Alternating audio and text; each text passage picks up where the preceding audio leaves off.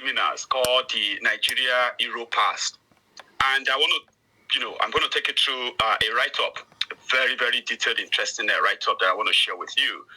Because one of the things that they did, these people who claim to be the leaders of Nigeria, including those who have been at the affairs, at the helms of affairs one time or the other in the past or even present, what they have successfully done is that they have managed to expunge history from our curriculum, and it is deliberate.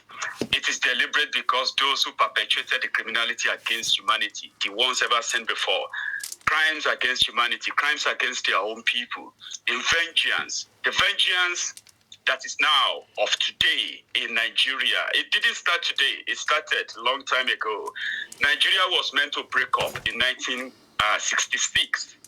Yes, that was the year that Nigeria was meant to break up, 6 years after independence. Because Nigeria was never put together to be one, right? Everybody had to be, their own, everyone to his own tent, to your own destiny. But in 1966, history changed because some certain criminals in the northern Nigeria who came together in what they called retaliatory coup, because they considered the first coup in Nigeria then as a coup against the northern Nigeria. So a coup against northern Nigeria, according to them, was a war on northern Nigeria. It was pretty much like when the identity politics was taken to the fake one Nigeria national level. Do you get that now? So these guys retaliated to kill those that killed their leaders so that they could then secede from Nigeria. It's so unfortunate that those who started this, the campaign, the war to break up Nigeria, were those who are now holding on to Nigeria, telling us that Nigeria is one indivisible country, indissoluble country, united, fake united country. Okay? It wasn't meant to be. And we need to keep reminding ourselves. We need to keep telling ourselves, how did we get here? Why is it that even when some of you think that you know the right thing to do to bring unity to a country so divided with so much hate and tribal strife? If you don't have life insurance, you may be risking your family being put in financial danger. Ask yourself, Everyone says they have a solution, those who have attempted it, but it got worse. The reason is because it was never meant to be. We have those who are old enough to know this history very well. But we now have the army of ignorant, miseducated, in fact, uneducated young people who have been brainwashed with the whitewash history that they put on those criminals who forced Nigeria together, not because they want a one united Nigeria, but because they want an opportunity to punish those they considered as those who killed their leaders. Don't forget that. Today, Southwest Nigeria is boiling, burning. Northern Nigeria is already like, war zone. The Eastern Nigeria is now also burning because people are resisting these state-sponsored terrorists, okay? And the tradition of forgiving criminals who are from the Northern Nigeria, who have committed grievous, murderous, crimes against humanity, who have violated their oath of, office, being soldiers, military men, right? Who have done that and they got away with it. It is the tradition of forgiving them or even compensating them didn't start today. It started in 1966. I picked up this write-up, which I'm going to share with you. It is written, detailed, by Akinyemi Mohammed. You can read with me. I can put it on the screen for you. I just want this to go straight into the mind of those who have forgotten and for those who have never heard of this before and asking themselves that, why is it not working? Why is Nigeria so this and that? The impunity, the criminality, the compensation for criminals, which you are all witnessing today, started long time ago. And there is no country that honor terrorists, honor criminals, compensate criminals that will ever attain any height of greatness. It's never going to happen.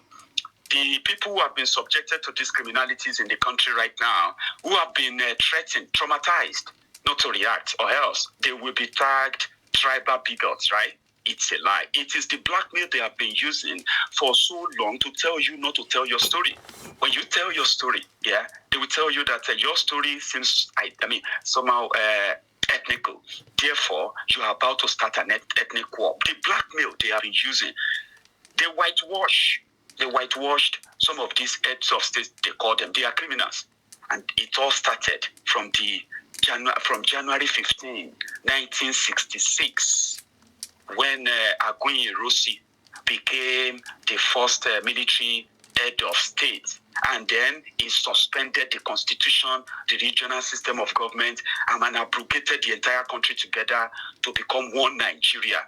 The Malam from the north, the younger soldiers, like Muritala, Abacha, Buhari, and many of them, they felt slighted that how could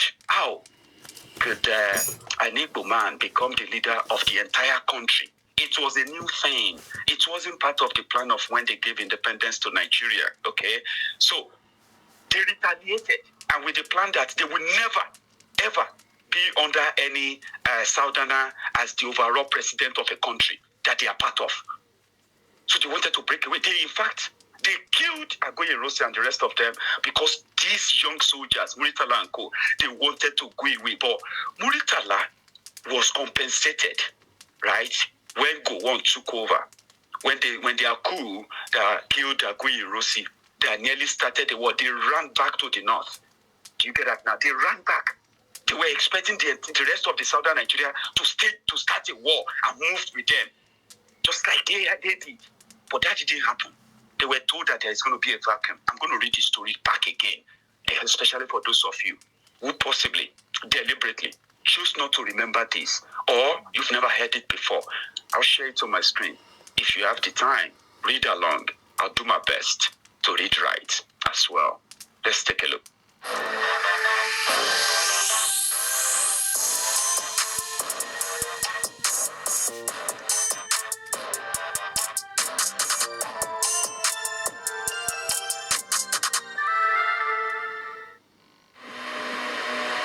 Κύριε το βράδυ θυμάμαι, δεν είχε ξαναγίνει τέτοια κακοκαιρία. Είχε ξεπεράσει το χειμώνιο κύμα η θάλασσα πάνω. There are some stories that live on because they help us remember those we've lost. 1966. Nigeria's whitewashed heads of state, the Kano emperors, the history that will guide you to understand why Nigeria is what it is now, and why those who see themselves as superiors see themselves as superiors. You need to trace it back. And those who are encouraging them, enabling them, yes, they are also not new. Back in the days when these criminalities were perpetuated, there were those who supported them from outside the clan of these murderous criminals, okay? But rather than these murderous criminals to be tried for crimes against humanity, they were compensated. They were even named a monument after them. They were singing their praises. Muritala became a prominent face everywhere. Your international airport, your 20 naira notes. They were telling children that he was the best president and that Nigeria didn't enjoy. But he was a murderous, criminal. Somebody like Shekau of today, but who are the insignia of the Nigeria government to do that. I'm going to read now. Let's start. On January 15, 1966, Nigeria suffered its first military coup. The military coup was erroneously tagged an Igbo coup because most of the coup plotters were majors from the east, even though most grew up in the north and spoke Hausa better than Igbo. And in July 1966, there was a rematch. Aggrieved northern soldiers who felt they needed to avenge the death of their top soldiers and politicians killed in the January coup started to threaten mutiny. The suspicion was aggravated by the infamous Unification Decree, Decree 34, announced by the Nigeria's head of state, Aguiyi Ironsi, an Igbo man. The decree aimed to eliminate regionalism in Nigeria by enforcing a strong central government. Remnant of this decree is still found in Nigeria's federalism structure, empowering the central government above other units today. Decree 34 came at the wrong time, from the wrong person. Northerners thought it was an attempt to take regional power from them and give it to an Igbo man, and that the January coup was all along an Igbo plan to take over Nigeria. Fresh from the wounds of their slain leaders, all Northerners, regardless of ethnicity or religion, united for vendetta. Look at the picture there on your screen. Now, despite being warned of an impending counter coup, Irosi paid lip service to it. Why not? He was surrounded by Northern officers in his military council, and he had been more Northern than he was an Eastern man. Irosi showed loyalty to Tafawa Balewa, to the detriment of Azikiwe and Amadu Bello, while they were alive, and continued to display loyalty to the North. But it was not enough. To the angry Northern soldiers, a baby crocodile was still a crocodile, and as long as it was from the East, they were not safe. Northern Nigerian lieutenants like Abacha, Sheleng, Dambo, Wali, Jega were on the neck of the most senior Northern officer, Lieutenant Colonel Gowon, that unless the top officers took action to revenge their slain politicians and soldiers, they would. When Gowon took no step towards avenging them, the soldiers turned to Inspector of Signals, Lieutenant Colonel Muritala Muhammad, who became the de facto leader of the revenge action. He was aided by Majors Martin Adamu and Theophilus Danjuma. So let's meet Muritala, the man they claim to be a hero in Nigeria, and they continue to sing his praises. 45 years ago, this murderer became a prominent figure nationally in Nigeria, and that was 1966. Muritala was born in Kano, November 8, 1938, to Rizkua Muhammad and Uwani Rahamat. He had his primary education in Sekin Gida and Gida Makama primary schools. He used the name Muritala Kurawa in primary school and subsequently changed to Muritala Muhammad. Like most Northerners in pre-colonial Nigeria, Muritala attended government college, Zaria, now Barewa College, and started military training in 1959 at Teshe, Ghana. His military teacher in Ghana was Chukwuemeka Ojukwu. After his program in Ghana, Muritala went to the Royal Military Academy in Sandhurst, UK. He was commissioned into the Nigerian Army in 1961 as a second lieutenant. Muritala went on.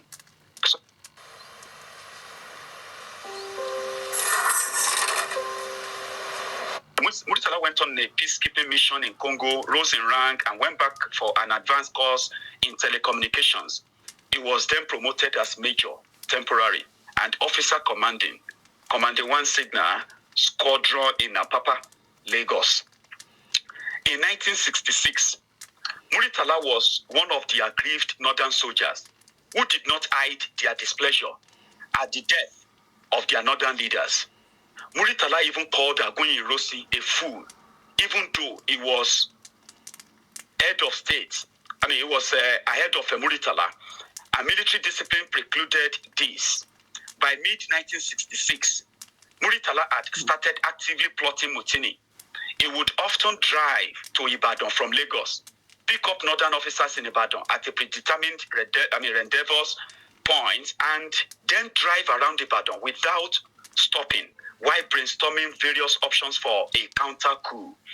It was easy for Muritala to command absolute solidarity from all northern soldiers because the January coup had ruthlessly taken northern leaders, regardless of what part of the north they were from. This catalyzed into a one north political bloc that would dominate Nigeria politics for the next 4 decades. In July 1966, Muritala had his way through a series of uncoordinated reprisal attacks in military barracks in Abeokuta, Ikeja, and Ikoyi. Igbo soldiers were shot dead in their quarters. some as they rose in the morning, others as they reported for physical duty. At this time in Nigeria, soldiers were limited from serving in their region of birth, and most of the barracks in the West were filled with Northerners and Easterners.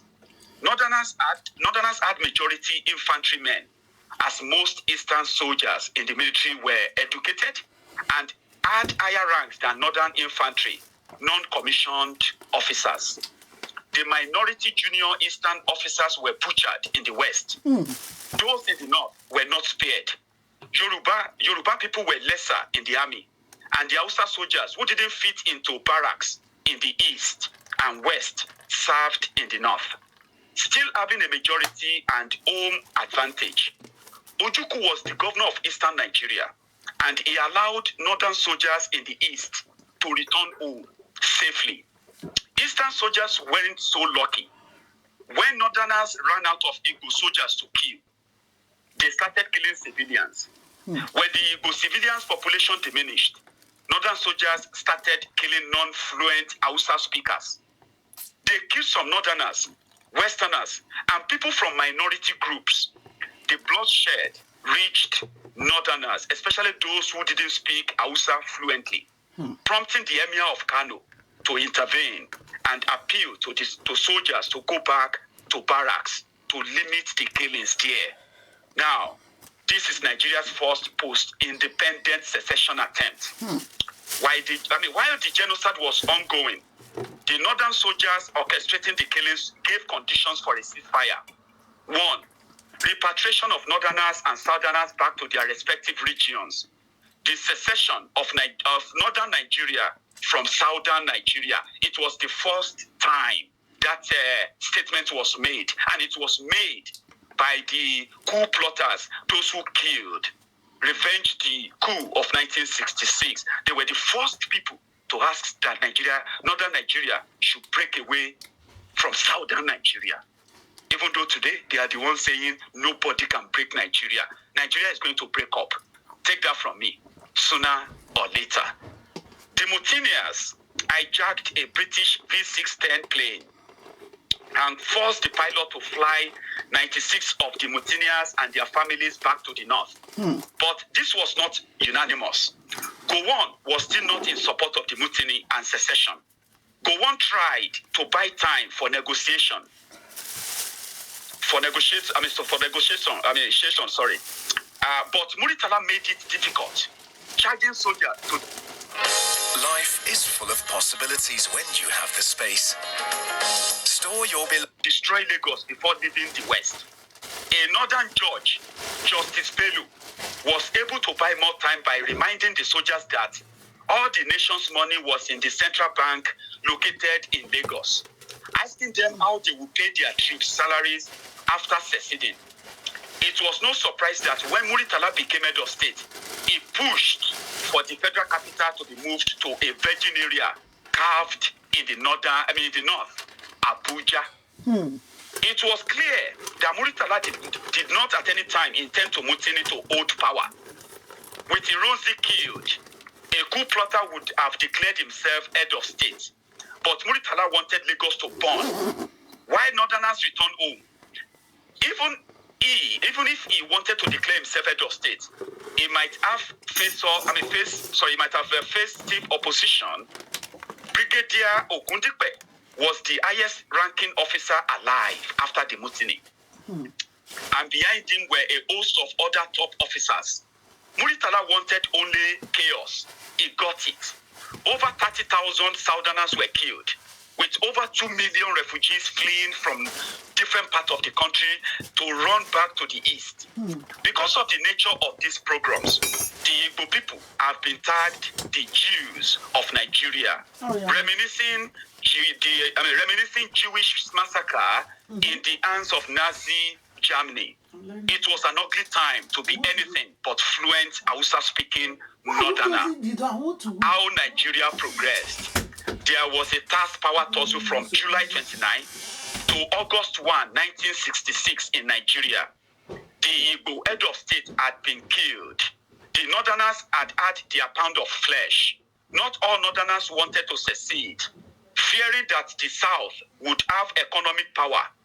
Oil was the new gold, which could mean ruin for them. But the mutineers did not want to leave power for anyone other than a northerner. They feared they would be tried and punished for their mutinous acts. Ogundipe, who could have become the head of state, refused power as it would lead to another coup almost as soon as he restarted government. At this point, to the northern mutineers, any area south of the Niger was the South, and the South would punish them if given power. Eventually, they agreed that the highest ranking northern officer, Lieutenant General Yakubu Jack Gowon, should become the head of state. At 32, the Bachelor Gowon became the youngest head of state in Africa. This changed the superiority chain in the military, as Gowon was not the highest ranking soldier, nor was he even the highest in his rank, with several other soldiers like Ojukwu commissioned before him. From that day, the person who was able to take over power with brute force owned the highest rank in the military. To protect Muritala, Abacha, and the other mutineers, Nigeria embraced might means right. And none of the mutineers was ever charged for their roles in the mutiny of July 1966 that killed scores of Southerners. This will soon prove to become an Achilles heel for Gowon. It is noteworthy that the majors who executed the January 1966 coup were yet to face trial and were being held in prison across Nigeria. Muritala and co wanted them summarily executed. Gowon wanted justice. Civil war was next. Courtesy, Muritala, the bloodsucker. Despite Gowon becoming head of state, Muritala's bloodletting was insatiable. Muritala refused a direct order from the Supreme Military Council on different occasions and would occasionally walk into Supreme Military Council meetings uninvited. Gowon was afraid of Muritala and tried to avoid him. With Gowon as head of state, the northern soldiers conducted themselves as overlords. Muritala wanted Ojukwu and the East to grovel, but Gowon wanted peaceful resolution of the conflicts. Gowon was head of state on one part. Muritala was an unhinged leader on another part. As Gowon struggled to stabilize himself in power, random murders of Eastern region soldiers continued to occur. On August 12, 1966, several non-commissioned officers from the Eastern region were rounded up and killed by northern soldiers in Apapa, Lagos. Several summary convictions happened across the nation. Ojukwu could have at this point declared war on Nigeria, but he was in a tight position. Most of the senior northern officers most of the senior northern soldiers had trained, schooled, and were close friends with him. The Emir of Kano was in June named the Chancellor of the University of Nigeria, Nsukka, in the East because of his relationship with Ojukwu. It was in fact the assurance of Azan, Katsina, and the Emir that Ojukwu had told the Easterners to return to the North. In June, where they were killed en masse, Ojukwu, feeling part guilty and part angry, told all Easterners to return home till there was headway. Over 2 million Easterners did. Gowon wanted to negotiate with Ojukwu, and after several attempts, Ojukwu agreed to meet on a neutral ground. They met in Aburi, Ghana. In Aburi, Ojukwu, an enchanting orator, was able to convince Nigeria to accept his propositions. Ojukwu did not agree with Gowon's elevation above other soldiers to become head of state, and said this would cause problems in the future. And it did. At Aburi, Ojukwu propositioned that Nigeria runs a weaker central system and returned to the regional system of government eliminated by Ironsi. Gowon and other Nigerian army officers were swayed by Ojukwu until they returned to Lagos, when some civil servants explained to Ojukwu that consenting to the Aburi Accord meant he would have lesser power, as powers would be returned to the regions. Pressured by the fear of losing the oil-producing Niger Delta to Ojukwu's region, Gowon reneged on his promise. The Aburi Accord was futile.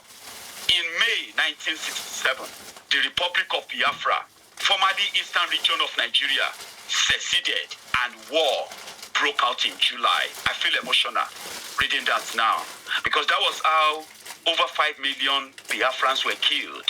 Yes, that was what led to that war. That was just because somebody felt like he was going to be less powerful. As a northerner, that is unacceptable.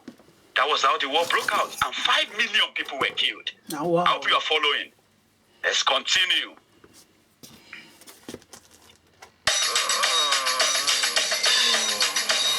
When itchy, watery eyes get in the way. So, Muritala's killings continued. Biafrans made the first violent move when they attempted to take over Nigeria's then Midwest region. This move backfired against Biafrans, as Midwestern and Western sympathy for the Biafra dissipated after the attack. Muritala was not satisfied by Nigeria's slow response. Muritala, through his civilian contacts, independently took steps to procure weapons for the impending war. Nigeria hastily formed a second division and made Muritala the GOC. Muritala poached soldiers from other divisions, commandeered armored vehicles, and built the new division from scratch. Muritala's new division had soldiers like Shehu Musa Yaradua, Chris Ali, and Sonny Abacha. Muritala's first task was to reclaim the Midwest region from Biafrans, and he did it hastily. But Muritala did not stop after sending Biafran soldiers out of the region. Members of the two divisions carried out a terrible massacre of civilians, so grotesque that Gowon had to apologize for it. Decades after the Civil War, hundreds of Igbo people in the Midwest were summarily executed. If all Nigerians forgot, victims of the Midwest cities of Asaba and Benin will forever remember Muritala's massacre. Muritala left bloodied Midwest and proceeded to Onitsha. At the last act of protection and isolation, the Onitsha Bridge connecting Midwest to the east was destroyed by the Biafran soldiers. Muritala now had two restrictive routes to get to Onitsha. A dangerous and direct assault via a river crossing, or B, by crossing the Niger River unopposed via territory held by the neighboring 1 division, then proceeding overland to Onitsha. Realizing that the dangers and complexities of a direct river-based assault on Onitsha, Army headquarters advised Muritala to choose B. The arrogant Muritala did not want to cooperate with the Lieutenant Colonel Chua, who was his classmate in Zaria and Sandust. Muritala did not heed instructions and recommendations from Army headquarters, refused the wise counsel of Lieutenant Colonel Chua and Lieutenant Colonel Frank Aisida, who was one of Muritala's brigade commanders. Muritala proceeded to attack Onitsha via a river crossing, even though his navigational instruments were not working. The water level was high. He had no reconnaissance, and most of his troops were not soldiers with combatant missions. These problems were compounded by the fact that most of them could not even swim. Newly commissioned officers like Oladipo Dia and Ishola Williams were entering their first task in the Nigerian military. They were welcomed by the guns of Biafrans, led by Colonel Joe Aneba Achuzia. Muritala will attempt the crossing 2 more times, losing Nigerian soldiers of mid and low ranks in the attacks. one of his captains, died in the assault. Yet, Muritala was not punished for his act for the second time, for his acts of rebellion. And that wouldn't be the last time Nigeria would lose brave soldiers because they make that sexual as not sexual.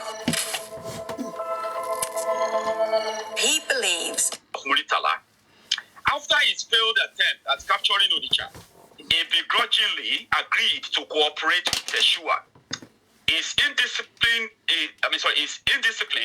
spilled into his division, and soldiers looted as they proceeded. Muritala would at different times coordinate attacks without planning with Shua. In March 1968, Nigeria suffered one of its biggest losses in the war. An opportunistic Biafran disobeyed orders and fired the single last mortar in the possession of the Biafrans at the Muritala's convoy. The plucky soldiers got a direct hit on a vehicle in the convoy carrying ammunition, which ignited.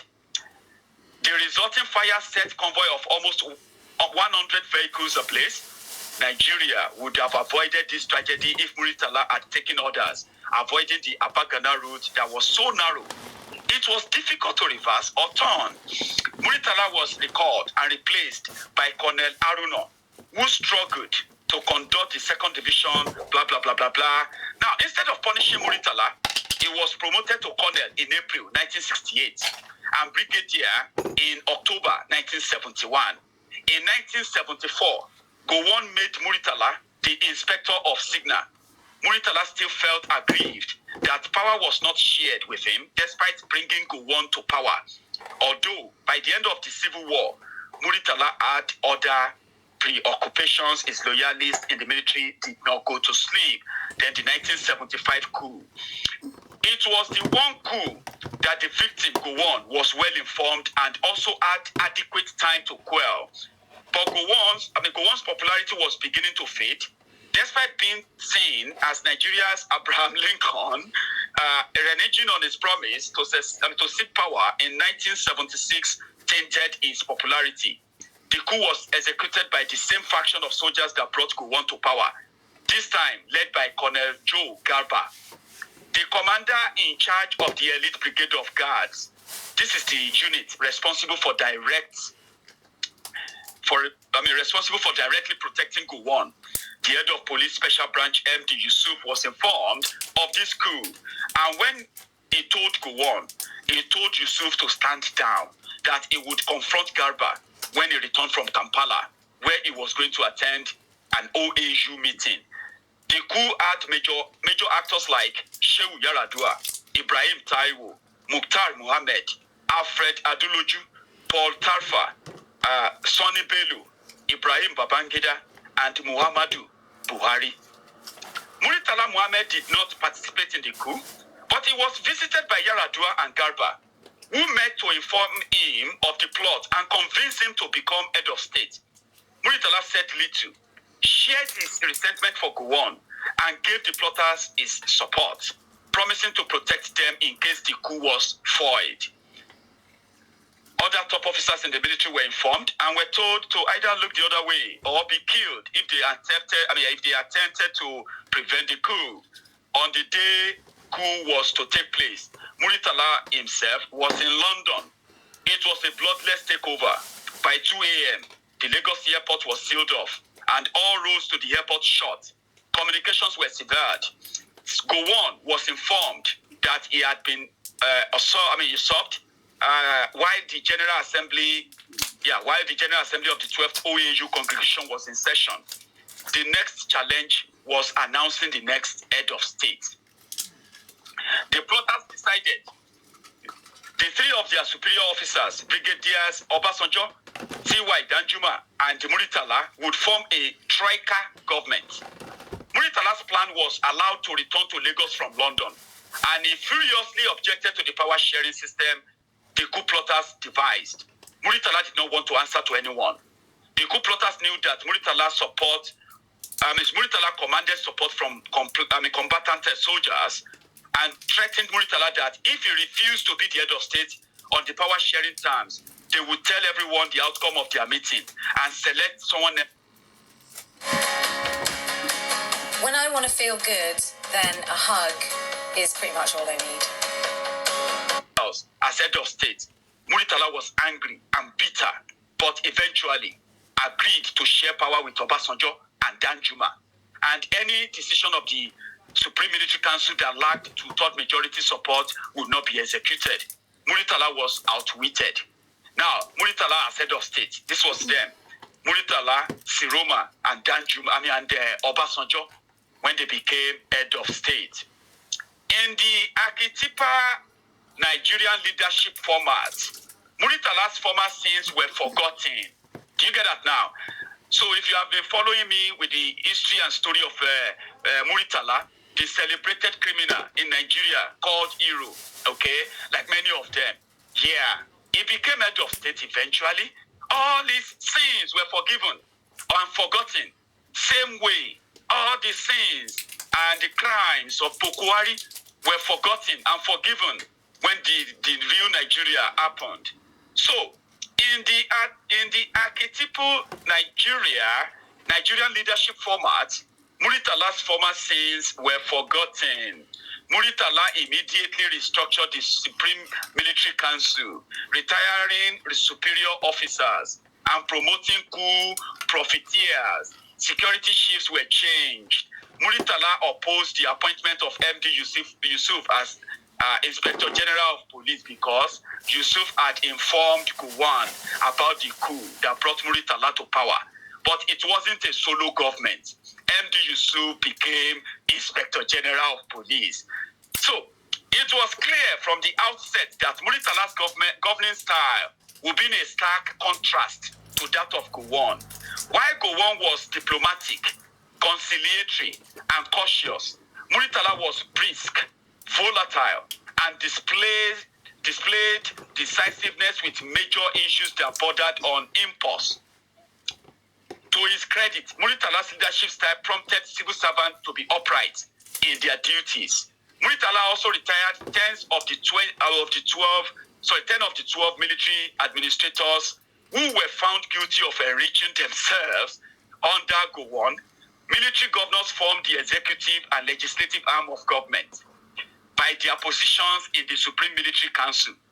Muritala curbed their powers by pushing them out of the Supreme Military Council, allowing for proper separation of power. Muritala also had governors serve in a region other than their region of origin. Aside Shehu Shagari, who happened to be a finance and Ali Moguno, mines and power, all federal commissioners were found guilty of corruption, sacked, and government assets reclaimed from them. Muritala also sacked over 10,000 civil servants who fell into the old, inefficient or corrupt categorization. On the international front, Muritala maintained a non-aligned posture towards the Cold War. Muritala meant business by record, yeah? All the world is a stage. For the first time in Nigeria's post-colonial history, Nigeria was led by a strict disciplinarian who did not look to anyone for counsel or look to favor anyone. This made many Nigerians become upright as everyone was afraid of being hit by Muritala's mace of discipline. But Muritala soon made his first mistake. In January 1976, he approved a wave of promotions in the military, the impunity, the typical northern impunity kicked in, okay? So in January 1976, he approved a wave of promotions in the military. It was either stay at the office and wait for this big sales contract to come through, or bring it all with me. That was bizarre and unnecessary. These promotions' bizarre nature was soon exposed when many officers realized that officers that were junior to them were suddenly their seniors. Many officers were unhappy with this decision. His second mistake was his refusal to take his security seriously. Muritala did not use a motorcade like most Nigerian head of states and did not move into the state house. He continued to live in his Ikoyi residence while commuting to work in his Mercedes-Benz salon car. On Friday the 13th, 1976, a group of mutineers waylaid Muritala and opened fire on his car. The mutineers were so aggressive that one of them emptied an entire magazine, reloaded, and refired. The coup was led by Lieutenant Colonel Buka Suka Dimka, one of the mutineers of the July 1966 counter coup. Let me rephrase that. The people that killed Muritala, Buka Suka Dimka, is also a northerner, okay, who also participated in the program of 1966 of killing of Igbos when they killed Aguiyi Ironsi and made Gowon the head of state. So when Muritala time came, the same people who killed Ironsi, the same people who worked and truncated 1960 and 1963 Republican Constitution, and the same people who worked with Ironsi and killed Ironsi, made Gowon president, head of state, they were the same people who came for Muritala, Buka Suka Dimka. Some of you know that name so well. If I can recall, it wouldn't be the last. Do you get that now? So it says here that the coup was led by Lieutenant Colonel Buka Suka Dimka. One of the mutineers of the July 1966 coup. It was the third time that a faction from the 1966 mutineers will attempt to take power from a sitting head of state. It wouldn't be the last. Do you get that? Yes. The same criminals overthrowing government, installing themselves, ran a country aground, led into civil war, killed over 6 million human beings to keep Nigeria one, are the same people terrorizing Nigeria from the word go. So, they killed Muritala, right? So, that was the story of how Muritala came to prominence, how your hatred for Igbos started, germinated, and so many people have benefited from it.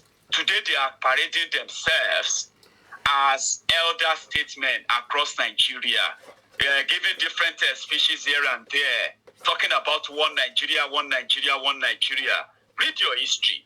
You will realize that those champions of one Nigeria are the criminals who removed the true history from the history book and begin to tell you all fallacies. And when you look back and ask yourself, how come Nigeria is not working? It won't work. It is a contraption of injustice, a fake contraption of lies, where injustice is actually where they gain power. The day Nigeria begin to give justice to people, from the north to the south, from the north central to the to the southeast, to northwest, to northeast, to southwest, to Niger Delta, everywhere all over the country, or the day Nigeria begin to do justice is the day that will be the end of Nigeria, because the Nigeria you have today is a fake contraption put together by criminals like this guy who was not elected. Fulani terrorists are telling you that they have right to be everywhere. You don't know where this is coming from. It is coming from the history of conqueror, the history of power. That now they know they do anything with the power. Every day, dollar just they get the higher power. Over naira, see them talk say, make we off my